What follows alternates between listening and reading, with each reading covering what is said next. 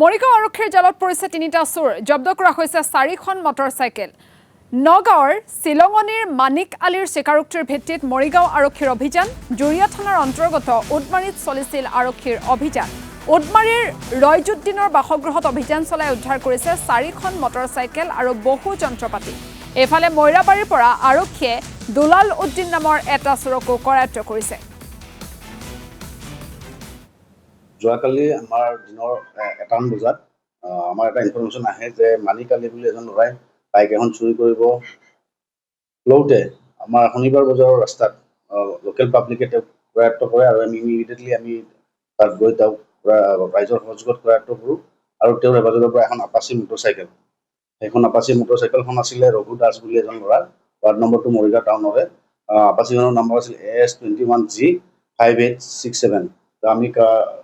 আপাচিখন মটৰচাইকেলখন চিজ কৰি পটকীয়াজনক মানিক আলীক আমি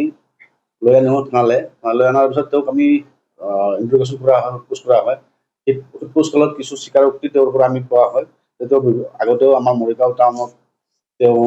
বাইক চুৰি কৰি নগাঁও জিলাত আপোনাৰ সেই বাইকখিনি দিয়া বুলি আমি তেওঁৰ স্বীকাৰোক্তিৰ পৰা আমি গম পোৱা হয় তেওঁৰ ঘৰ মানিক আলী